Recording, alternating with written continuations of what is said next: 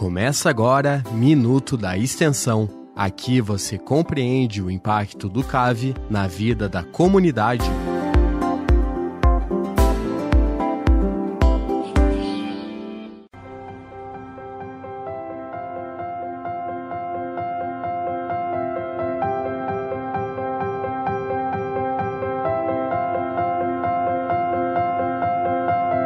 Olá, começa agora Minuto da Extensão, o programa de toda quinta-feira às 8 da manhã, aqui na UDESC FM de Lages. É nele que você fica por dentro dos projetos e programas de extensão desenvolvidos pelo Centro de Ciências Agroveterinárias, o CAV, da Universidade do Estado de Santa Catarina, a UDESC. Aqui você entende como estes programas e projetos impactam a sua vida e a da sociedade de modo direto ou indireto. Eu sou Carla Torres e hoje te convido a conhecer o programa Educação em Manejo e Conservação dos Recursos Florestais. O nosso convidado, coordenador do programa, é o professor André Felipe Hess. Ele é doutor em Manejo Florestal e mestre em Extensão Rural pela Universidade Federal de Santa Maria, a UFSM. Tem experiência na área de recursos florestais, ambiental, engenharia florestal com ênfase em sociedade, meio ambiente e desenvolvimento, assim como em manejo florestal e modelagem florestal. Ele é professor associado do Centro de Ciências Agroveterinárias, aqui da UDESC, professor do curso de Engenharia Florestal e da pós-graduação na Engenharia Florestal. Professor André, muito bem-vindo ao Minuto da Extensão.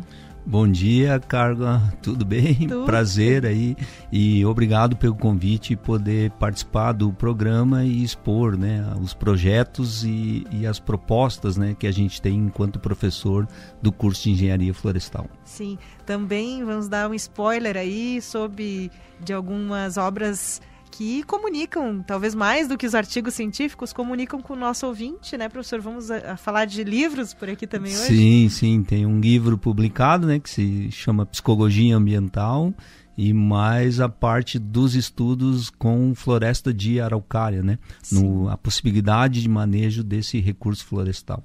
Vamos, então, o primeiro foco é justamente o programa Educação em Manejo e Conservação dos Recursos Florestais, esse uso racional da floresta de araucária, por exemplo, que é um dos focos aí do trabalho do professor.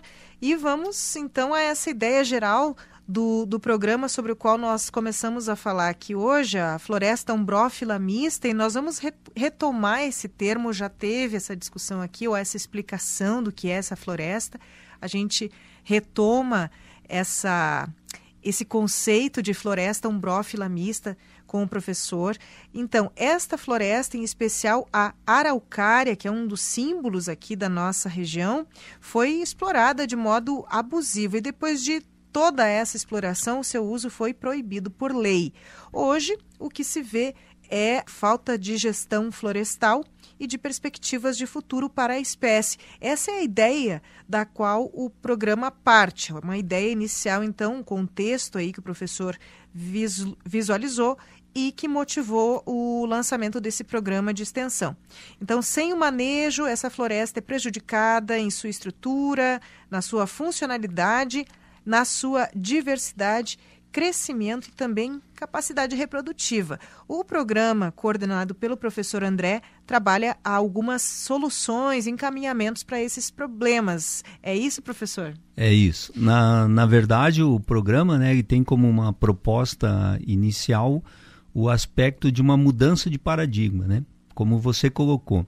No passado, realmente se fez uma exploração de forma irracional desse recurso, principalmente porque não se tinha cursos de engenharia florestal no Brasil.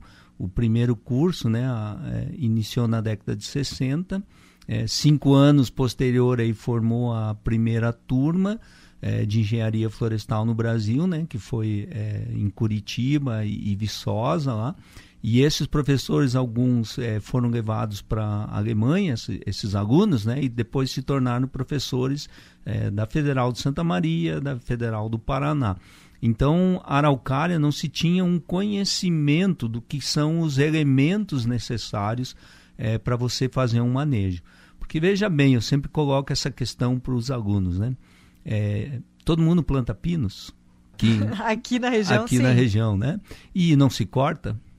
E faltou pinos em algum momento? A ideia, né, de manejo do recurso e essa mudança de paradigma, que é a proposta do programa, é que as pessoas passem a enxergar os recursos naturais, as florestas, né, também como uma necessidade de manejo. Porque, veja bem, toda árvore ela tem um crescimento inicial em uma determinada forma e um porte. Quando ela fica adulta, ela não aumenta a forma e o porte. E como que você deixa a mesma quantidade, né? Você poderia deixar a mesma quantidade de árvores que você tem jovens e adultas na área, ocupando o mesmo espaço, ou você tem que reduzir espaço para que a árvore cresça? Eu entendo que realmente ela fica maior, proporção aumenta. E ela precisa de mais nutrientes e maior quantidade de espaço e uso. A floresta nativa com a araucária ocorre a mesma coisa. Então, o que se tinha era uma exploração irracional e hoje se tem, né? Eu, por exemplo, faz 17 anos, tem professores da Universidade de Santa Maria, de Curitiba, que trabalham, e outros professores aqui do CAV, que trabalham com o crescimento e a idade de araucária. Então, veja assim, ó, se eu sei o quanto que uma árvore cresce em um período de tempo, eu vou cortar essa árvore numa determinada dimensão que ela atinge. Por exemplo, ela cresce 0,9, 1 centímetros em diâmetro por ano. Então, se eu quero cortar uma árvore de 40 centímetros, ela vai levar 40 anos, certo? Sim. E aí eu vou cortar ela somente nesse período. E eu vou voltar a cortar novamente a floresta a partir do momento que árvores menores chegaram nesse mesmo diâmetro. Então, eu tenho ciclos de corte. Entendi. Então, eu tenho o que se chama que é o manejo sustentável. Ou seja, eu só retiro da floresta aquilo que ela consegue crescer para um período de tempo. Sim. E antes disso, eu não mexo na estrutura. Por que a empresa corta diariamente, mensalmente, né, anualmente as florestas? Porque eles têm espaço e quantidade de árvores. Entendo. Então, por exemplo, na Amazônia se faz manejo de floresta nativa por concessão, né, que o governo dá às empresas, né, que aprovam os seus planos de manejo, e lá são áreas de 20, 10, 5 mil hectares de manejo florestal. Então aqui, por que eu não posso manejar araucária? Essa questão o senhor falou de todos esses hectares naquele espaço, talvez a extensão em hectares facilite esse processo? Isso, porque você tem, por exemplo, eu estudo o crescimento de um indivíduo, só que esse indivíduo ele pode existir em 1 hectare, em 2 hectares, em 1000 hectares. Então quer dizer que eu tenho uma quantidade X de árvores Sim. que atinge esse crescimento num período de tempo. Sim. Que provavelmente, né, quanto maior a área, maior a quantidade. Então as empresas têm cortes, né, constantes, diários, né? Porque é um planejamento. É um planejamento e a floresta nativa permite você fazer essas mesmas coisas, né? Então é essa mudança que as pessoas têm que compreender. O manejo ele não é sinônimo de esgotamento de recursos. Ele não é sinônimo de exploração até corte da última árvore, como todo mundo prega. Eu quero exterminar com a floresta. Não, eu quero fazer uso. E por que eu tenho que fazer uso e manejo dos recursos florestais? Porque essas florestas, como é o caso da floresta de araucária, ela está há 40 anos sem manejo. E as árvores entram em competição. E aí você tem uso de gado embaixo, que acaba comendo e danificando a vegetação que está regenerando. Quando você vê, você está formando, que a gente vê na região aí, uma floresta pura de araucária, mas que não tem mais espaço de crescimento e está em competição. Entendi. E aí diminui, né, porque a araucária não cruza entre parentes, diminui até a questão da produção de pinhão, né? porque eu não tenho renovação, eu não tenho, né, formação de novos indivíduos em uma quantidade o suficiente. Então, o que está acontecendo aqui faz 7 anos, né, uma redução de produção. Quando o indivíduo cai no chão, a semente da araucária cai no chão, ela é uma semente, né, que não é transportada pelo vento, e sim por animais, então geralmente ela acaba caindo no pé da planta mãe, e quando ela germina e consegue crescer, ela já está em competição com os indivíduos, né, aparentados. Da própria família. E da própria família, né, ou de vizinhos mais próximos, sim, né? Sim. Então ela não desenvolve. E se eu não faço um manejo, o que vai acontecer? No futuro eu estou prejudicando a diversidade, porque eu não deveria largar gado. Se eu quero conservar, né, como é a ideia principal, eu deveria manter isso, estimular a silvicultura, plantio e o manejo desse recurso. Isso que eu ia perguntar, professor, porque quem ouve a expressão floresta ombrófila mista como... e aí vamos explorar esse termo aqui para retomar. O ouvinte já... Quem acompanha o programa já ouviu esse termo aqui, esse nome, floresta ombrófila mista. Uhum. Estamos hoje olhando para a araucária, em especial dentro dessa floresta. Mas quando a gente ouve falar nessa questão da mata nativa, dessa floresta original, digamos assim, dessa região, a gente pensa assim, poxa, mas como assim que há 40 anos esse crescimento está se dando de modo que está prejudicando esse bioma, ou esses indivíduos que são essas árvores? Agora eu já associei, né? O indivíduo, quando vem, é a árvore. O ouvinte também já deve estar acostumado com esse termo aqui. Então, esses indivíduos estariam crescendo de modo desordenado. Mas como assim se é uma floresta nativa? O senhor falou do gado, que justamente é um elemento, um indivíduo aí, que é estranho a esse ambiente, talvez o original, né? Uhum. E aí desequilibra...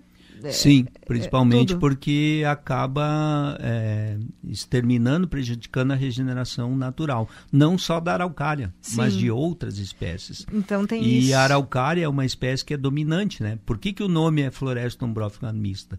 Porque é uma floresta que tem como principal árvore, espécie, a araucária. Sim. Que tende a ocupar o dossel, que a gente chama a copa superior, ou a parte superior, né, da floresta. Ela tem uma copa muito grande.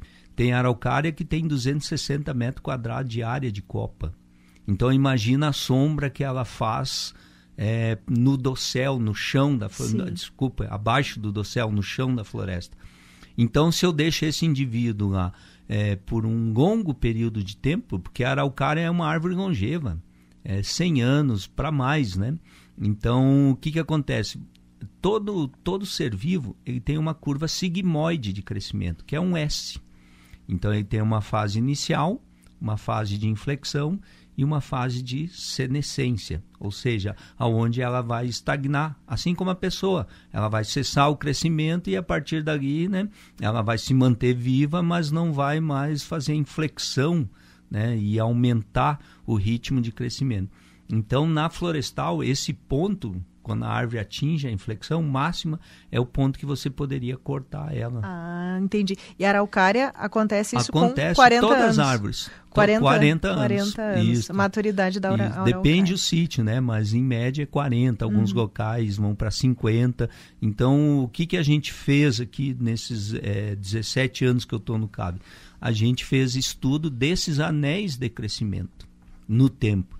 E aí conseguiu mapear essas áreas aí. Então, a araucária, ela pode ser conduzida e manejada como o pinus. Ela cresce, inclusive, de forma semelhante ou mais que o pinus. Entendi. Então, se tivesse curso de engenharia florestal no passado, em vez, talvez, de trazer o pinus como principal planta, o pessoal teria incentivado o plantio de araucária homogêneo. Sim, entendi.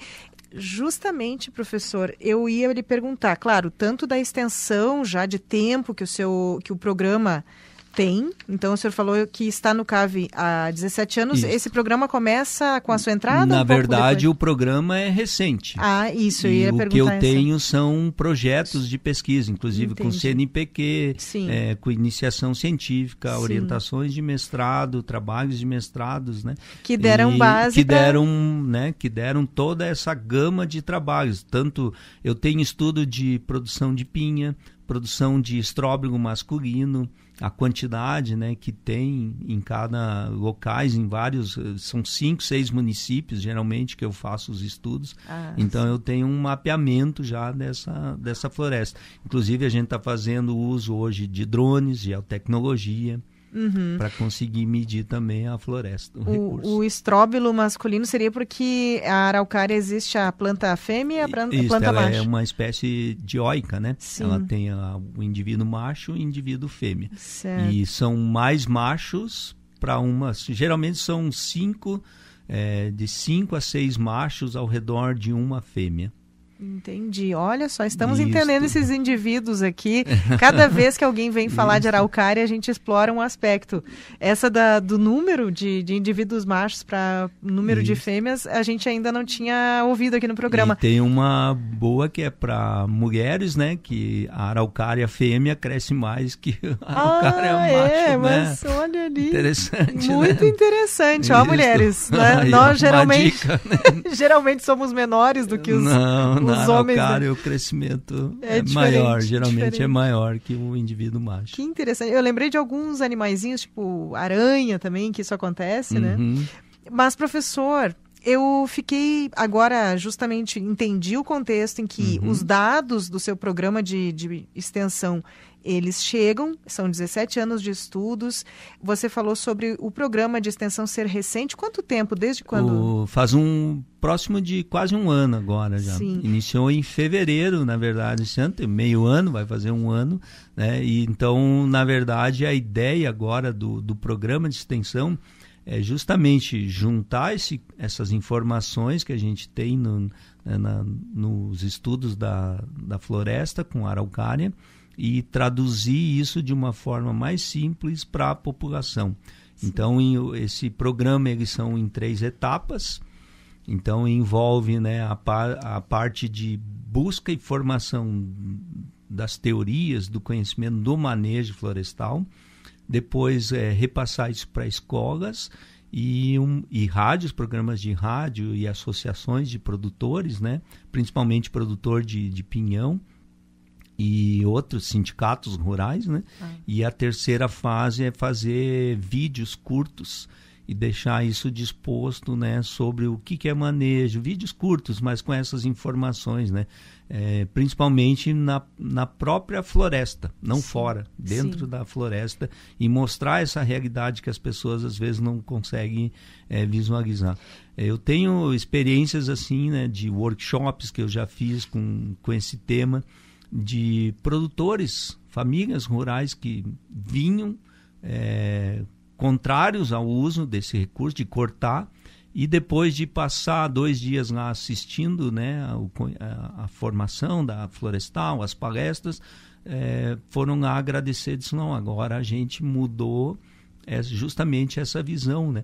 Porque as pessoas têm essa ideia errada de que eu vou derrubar uma árvore, eu vou acabar com o planeta.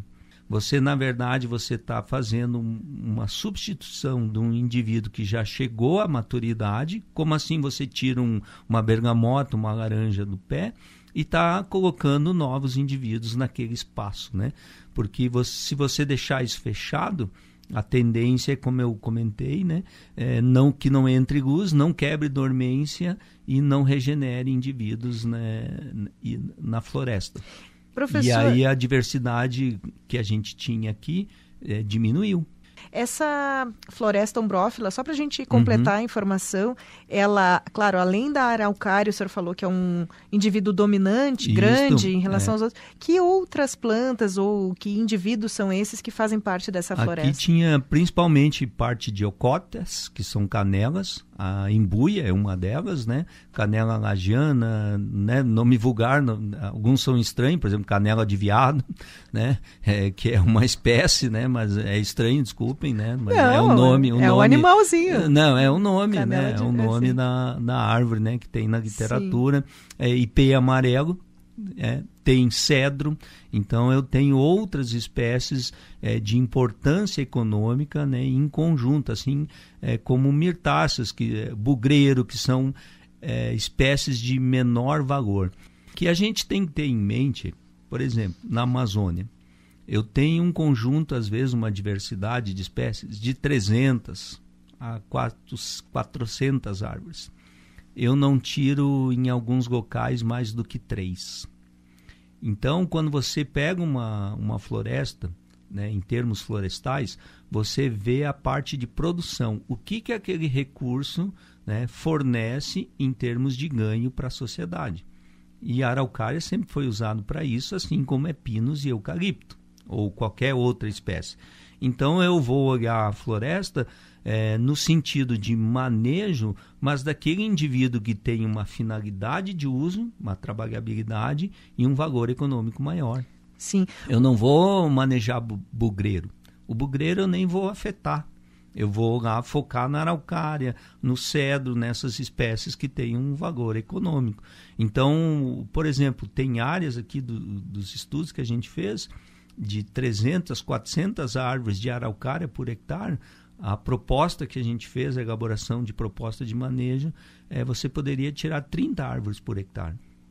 A cada X tempo. Isso, a cada 20 anos. Entendi.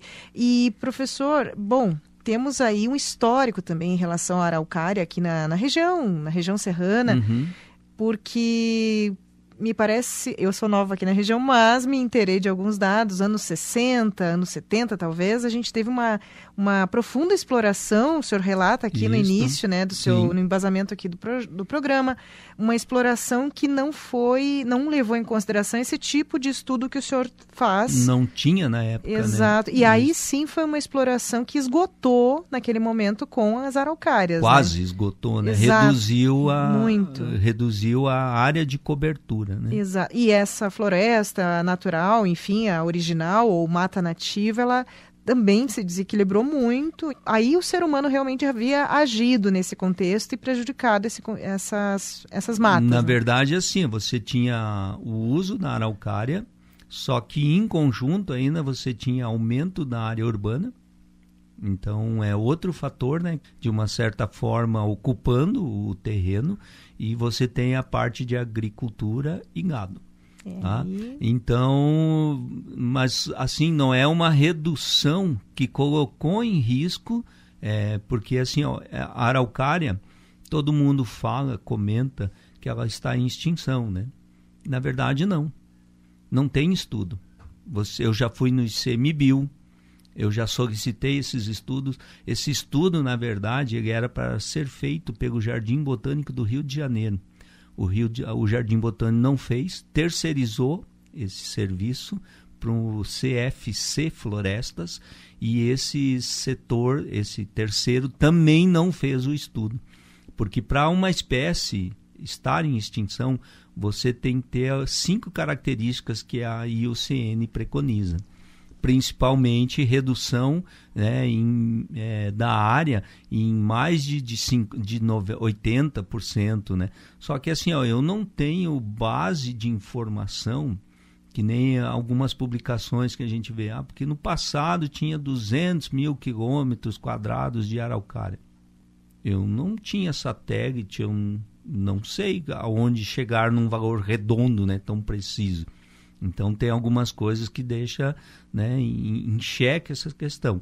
E a araucária ela não reduziu, pelo contrário, quando você proibiu o manejo, na verdade o manejo ele não é que ele é proibido, a legislação existe, ela simplesmente não é aprovada, né, pelo órgão ambiental o uso desse recurso, mas a legislação do manejo ela existe. Eu não posso dizer que é proibido, não, ele é permitido. Simplesmente o órgão não autoriza. Então tem uma diferença nisso, né? CONAMA, o IBAMA, o ICMBio, o Conselho aqui do Estado aprovou, né? Tem a lei da Mata Atlântica, todo mundo ali fala em manejo. O Código Florestal de 2012 preconiza e tem lá especificando, né, o uso dos recursos. Então, o que aconteceu? Essa redução não foi tão drástica. E quando entrou a proibição de uso, né, o impedimento do uso, a área de cobertura aumentou. Por exemplo, no estado de Santa Catarina, a floresta umbrófila mista aqui, por exemplo, chega a 26%, quase 25%, 25%, 26% de cobertura. Então, houve uma redução, sim, mas não foi só motivo da exploração. Foi aumento de áreas urbanas, né? As cidades e assim por diante. E aí outra característica, assim, eu teria que ter menos de 250 indivíduos por quilômetro quadrado. Meu Deus do céu, né? Soma aí, existe 2 milhões de hectares de araucária, de floresta umbrófila mista. Multiplica isso por 300 indivíduos. Certo? Então, são algumas coisas que esse estudo, o IUCN coloca a espécie lá na lista, mas tem que haver esse estudo. Esse estudo não foi feito. Esse estudo não existe. Simplesmente alguém assinou lá e colocou a araucária na lista de extinção. Então, eu já pedi no ICMBio esses estudos, até hoje nunca chegou a mim. Questão da genética, tem o professor Adelar, tem o professor Newton, aqui, que é, né, professor da Florestal, e o Stefanon, que é um da Unipampa, lá de Bagé. Eles colocam a questão que essa diversidade da floresta, que ainda existe, ela está garantida. Então, eu não chega a ser esses os fatores, né, que vamos dizer assim, que não poderia ser feito. Simplesmente, né, pessoas que eu falo isso, né, de forma bem aberta.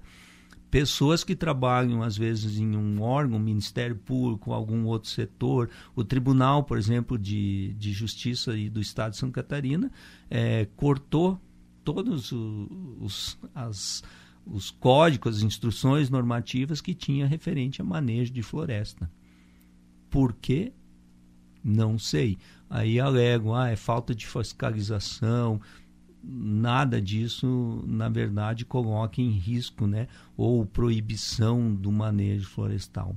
Então, simplesmente são pessoas, como eu falei, que defendem essa ideia, né? E vejam bem, ó, o conceito de sustentabilidade florestal, ele é diferente de sustentabilidade preconizado lá pelo relatório Brundtland, né, de 84, que escreveu o livro lá, O Nosso Futuro em Comum, que foi um dos primeiros encontros sobre desenvolvimento da sociedade e uso de recursos, né? Lá eles dizem que sustentabilidade é o quê? Socialmente justo, economicamente viável e ambientalmente correto. Florestal, sustentabilidade, e na agronomia, nada mais é do que você produzir e manter o recurso produtivo ao longo de gerações, sem dar fim, né, à base. Então, o manejo, ele está muito mais preocupado com a ecologia do que com a possibilidade, às vezes, de vender uma árvore. Porque se eu degradar o solo, os recursos, os nutrientes, né, a entrada de luz, a captação de água, eu não vou produzir floresta. O senhor fica bem marcado na sua fala o problema que foi e que talvez não seja tanto em termos de crescimento nos próximos tempos da urbanização, né, porque ela estabilizou de certa forma, mas esse então teria sido um fator mais importante do que a exploração para fins comerciais da araucária. Na verdade, é um conjunto de fatores, sim. Não é só um e não é só outro. Mas a urbanização, veja bem, o que acontece... Quanto tempo você está aqui?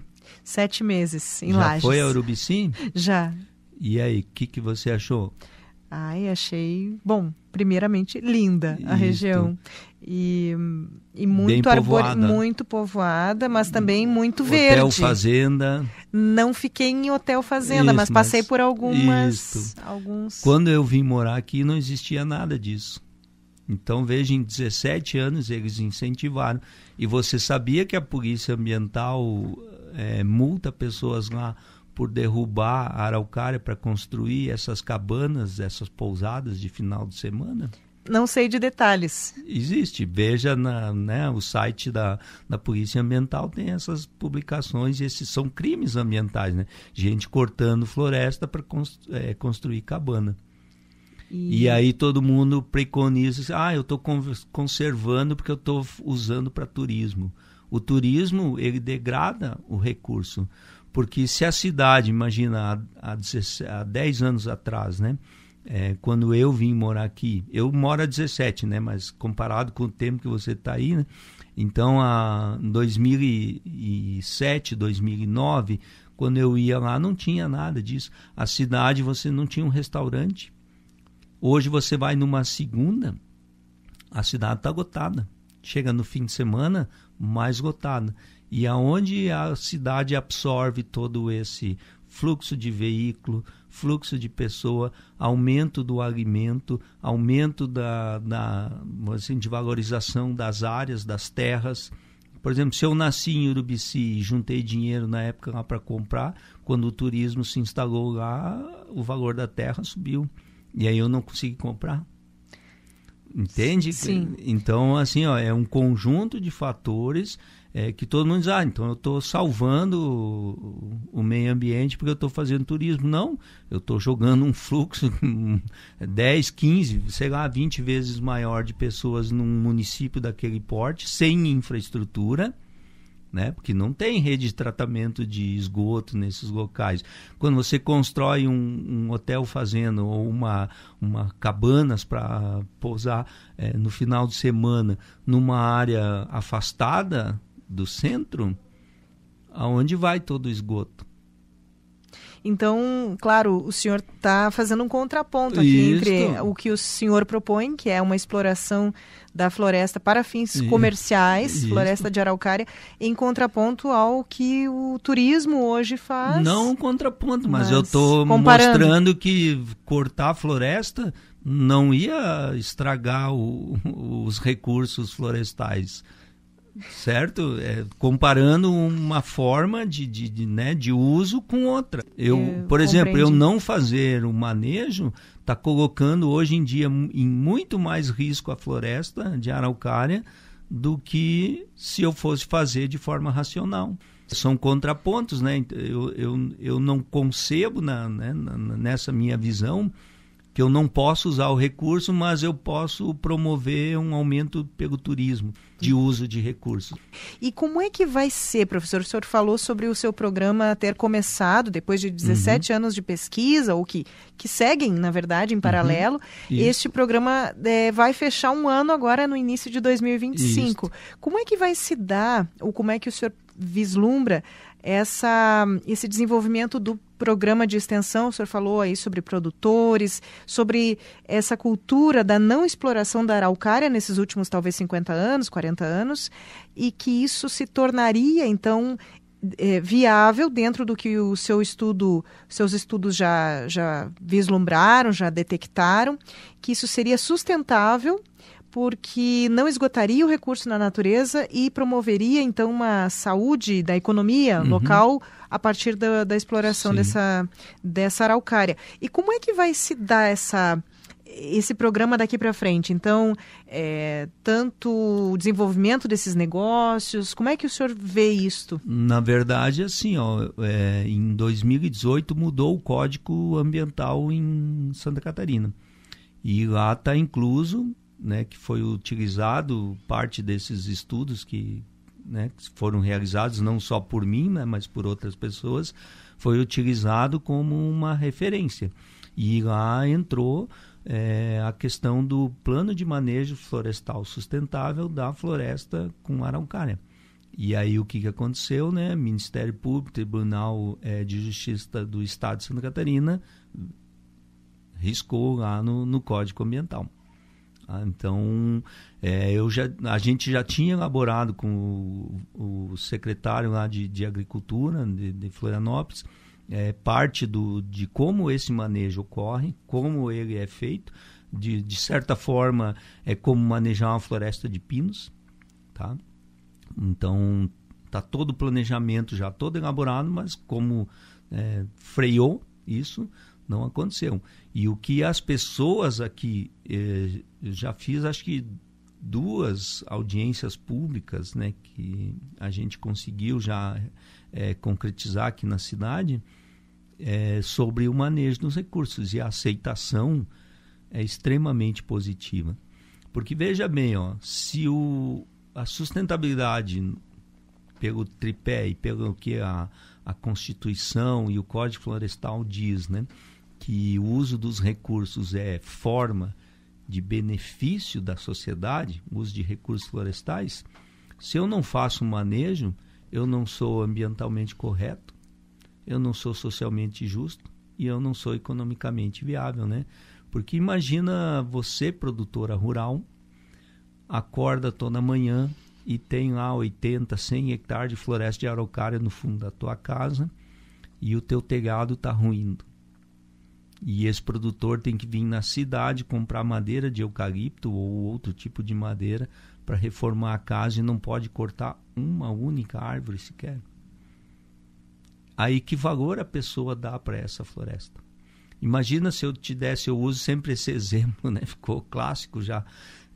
Se eu te desse uma Ferrari, mas não te desse a chave, você ia querer ela? Eu entendi a comparação. Entendeu? Como é que eu vou dar valor a um recurso que eu tenho no fundo da minha casa se eu não posso usar? E o manejo preconiza isso, né?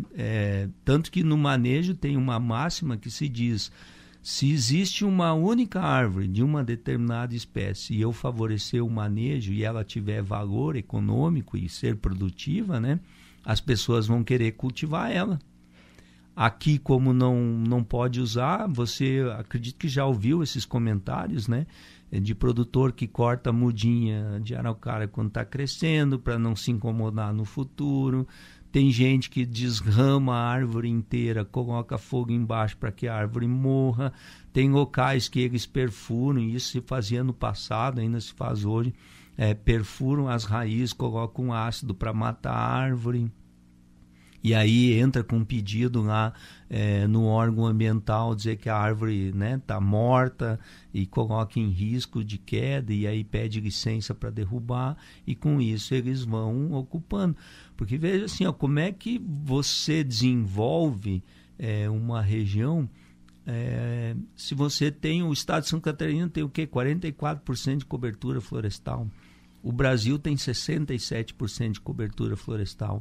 O que sobra é parte retirando as florestas e área agrícola, cidade, estradas, ferrovias. Como é que você mantém uma produção de alimentos para uma população crescente se você não pode fazer o uso do recurso?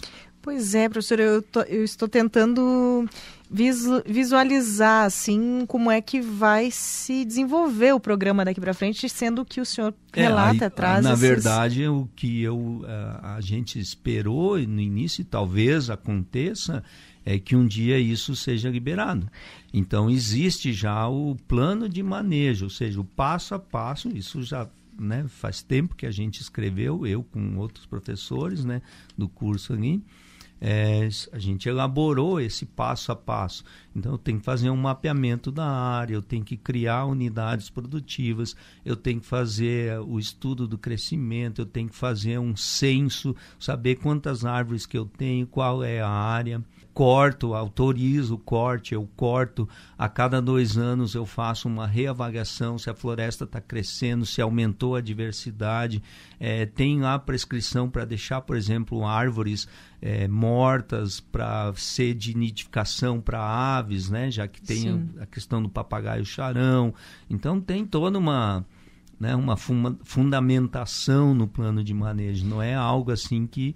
E é isso que a gente vislumbra, que se chegue a essa conclusão, porque o que se vê no futuro é, se eu não fizer nada, a situação dessa floresta vai piorar, porque o que acontece hoje? Ó, árvores antigas, elas vão morrer, não adianta, né? É um ciclo, todo ser vivo é isso, né? Você, né, nasce, cresce e morre. A árvore, o ser humano, qualquer ser vivo passa por esse ciclo.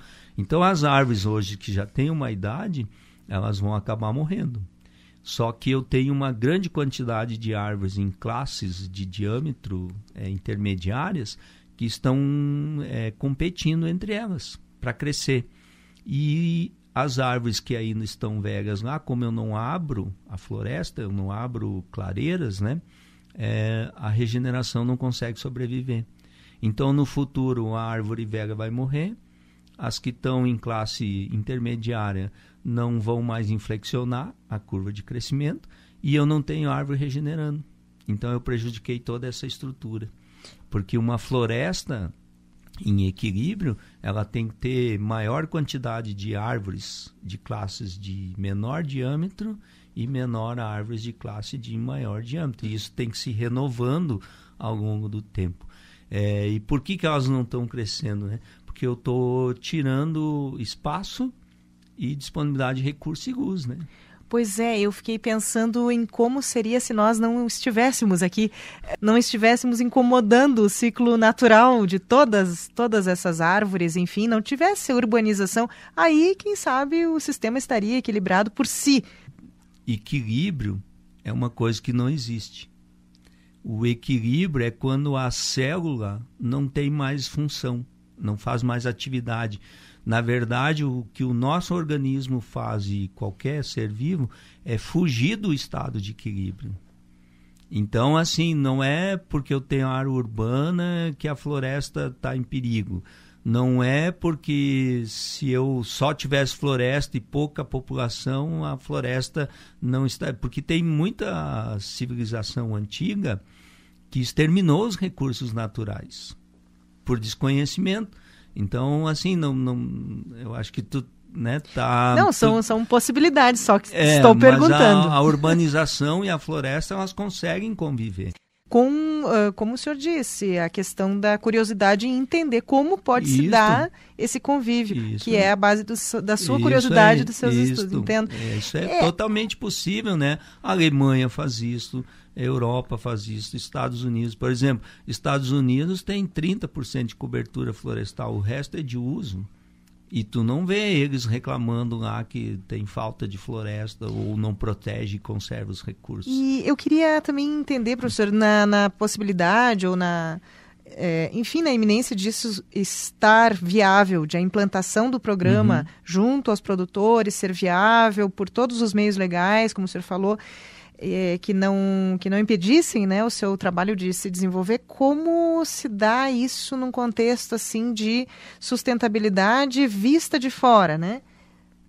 Digamos, como nós estávamos cogitando aqui, a possibilidade de o programa se instaurar na sociedade, os produtores... Plano de manejo. Entendo, isso.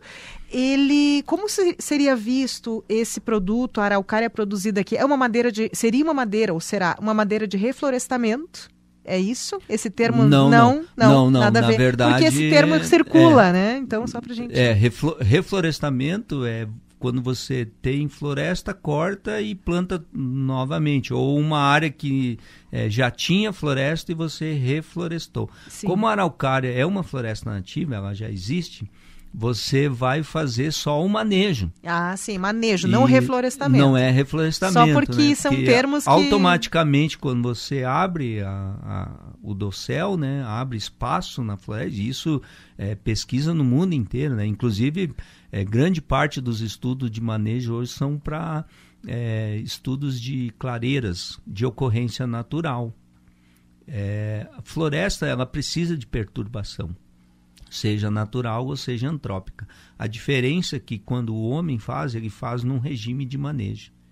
e de forma, né, um pouco mais seguida. Quando você espera, às vezes, algum fenômeno da natureza, um raio, uma tempestade, aquilo talvez demore um período de tempo maior. Sim. Então, perturbação, ela existe. Então, o manejo seria cortar essa floresta, não fazer reflorestamento. Inclusive, teve opiniões já de nós temos que incentivar a silvicultura e reflorestamento da araucária, ou seja, formar floresta homogênea. Aí eu digo, não, mas daí vocês vão cair na crítica que a sociedade sempre teve, que é fazer plantio homogêneo de pinos. Para que eu vou plantar araucária e sendo que eu já tenho uma floresta nativa? E aí eu vou abandonar de novo a floresta nativa e fazer somente plantio de araucária para... Então a araucária ela ainda tem uso, ela tem valor, claro que não é uma mesma quantidade como no passado. Então tudo isso já foi pensado também nessa cadeia produtiva, tanto que a sugestão é fazer cortes pilotos, né, projetos pilotos, não sair explorando toda a área de cobertura, né, porque tem a região serrana aqui, mas tem, né, o norte aqui, né, quem vai ao norte também tem araucária, e lá tem uma diversidade um pouco maior, já é uma outra formação, né, diferente da nossa aqui. Então tem toda uma contextualização de você ir aos poucos, né, iniciando e não tudo de uma vez, né, porque eu tenho que... Imagina quanta marcenaria, fábrica de móveis que fechou, que era, né, derivada da floresta de araucária no passado. Sim, isso seria tudo talvez não, mas em grande parte possível de novo. Na Alemanha, por exemplo, na Áustria, o manejo de floresta nativa, ele é muito maior em quantidade de dinheiro do que o de floresta plantada. E a Áustria, ela tem uma produção em floresta nativa maior do que a Amazônia. Ela coloca todo ano uma oferta maior de madeira das florestas nativas do que a própria Amazônia. E olha a área, né, de cobertura na Amazônia em termos de extensão, e olha a Áustria. Lá é feito o chamado manejo comunitário, né? Então tem essa ideia também, né, que a gente introduziu aqui, porque assim, tu vai pegar aqui, tu tem pequena e média propriedade. Então às vezes um proprietário ele não vai conseguir todo ano cortar, mas ele vai conseguir, né, cortar uma quantidade maior se associar com o vizinho, com o outro vizinho, fazer um manejo comunitário, que a gente chama. E aí você coloca, por exemplo, num final de semana, faz uma venda desse produto, comunica, né, às serrarias, às empresas, tal dia, né, quem tem interesse vai lá comprar.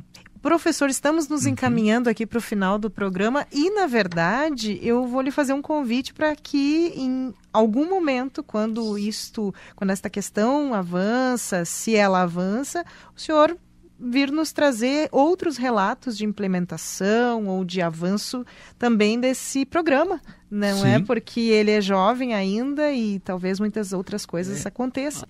Acredito que muitos debates públicos vão ocorrer porque existem os seus dados e os dados que outras linhas de análise, de pesquisa também trazem. Então isso acredito que vai gerar muito debate no seio da sociedade, provavelmente. Mas, professor, para encerrar nossa conversa de hoje, neste grau, assim, que conseguimos aprofundar até o momento do seu programa, vamos falar sobre o seu livro, que o senhor falou no início aqui, Psicologia Ambiental. Qual é o foco? Ele é de 2008, né? 2011. 2011. Por favor, nos traga aí. É que psicologia ambiental é uma disciplina que é lecionada na Europa.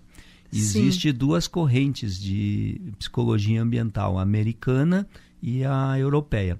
A americana, ela estuda a relação do homem com a natureza. E a psicologia ambiental na Europa estuda mais a parte de serviços em áreas urbanas, por exemplo, transporte, rede de saúde. A linha que eu aprofundei esse livro, que foi 2 anos e meio escrevendo, né, esse livro, foi mais na linha americana, da relação do homem com o meio ambiente. Porque assim, uma sociedade, a gente foi criado no contexto de progresso, modernidade e o conceito de desenvolvimento. Toda a sociedade, ela acredita que tem que adquirir tecnologia, e a tecnologia vai salvar o mundo.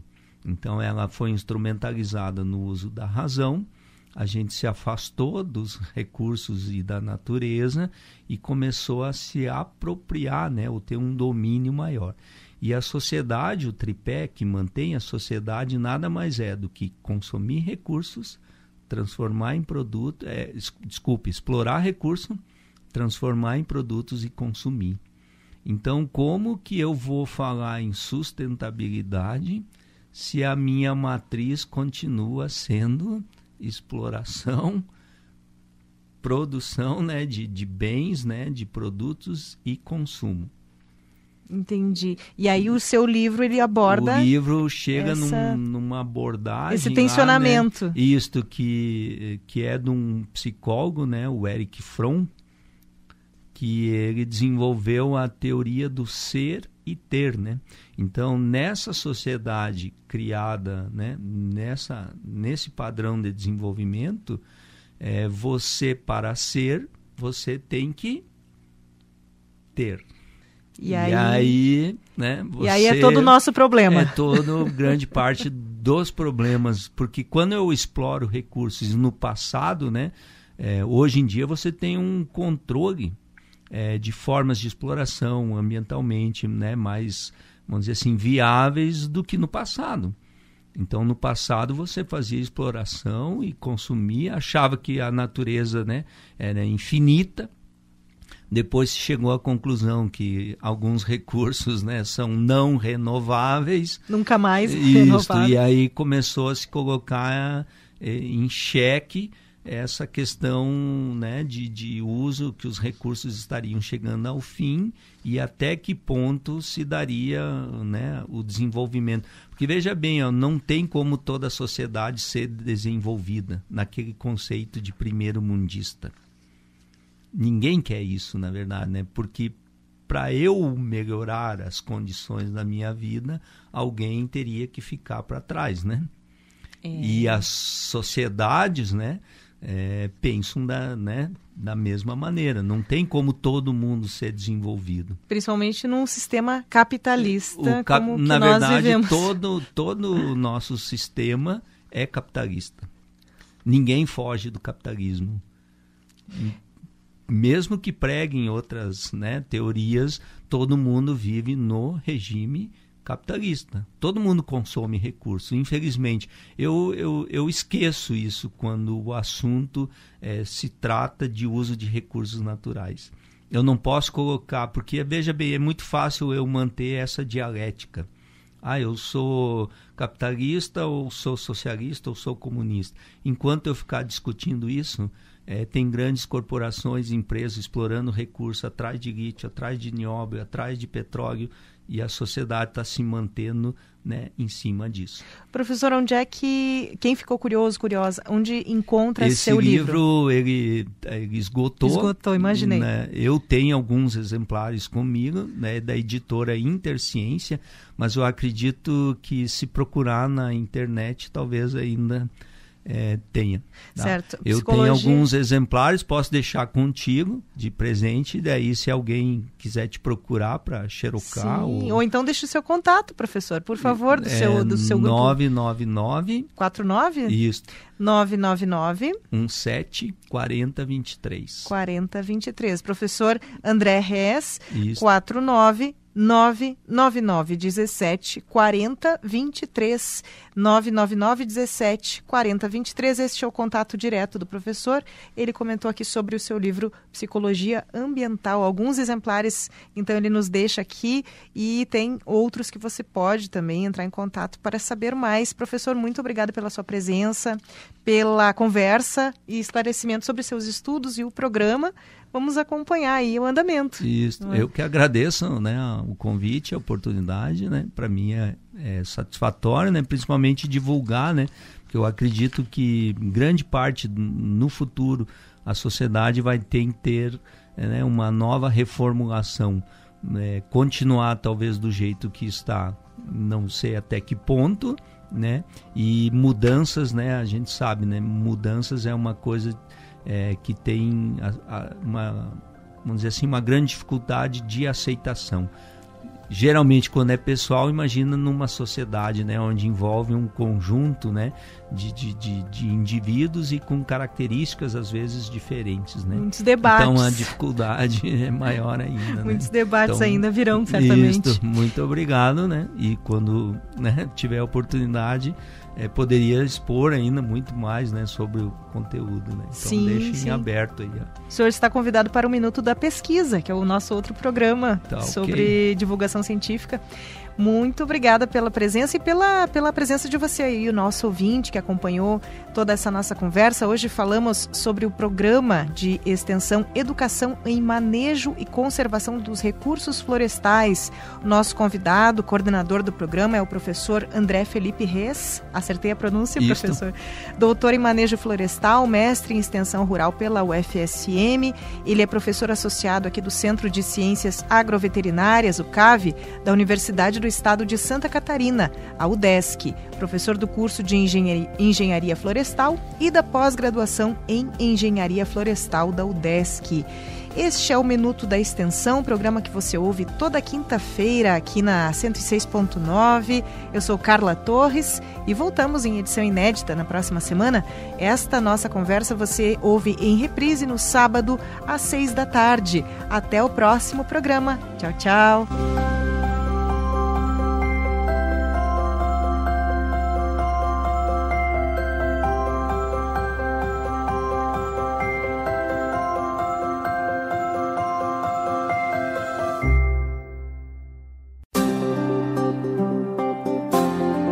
Você ouviu Minuto da Extensão, um programa para compreender o impacto do CAV na vida da comunidade.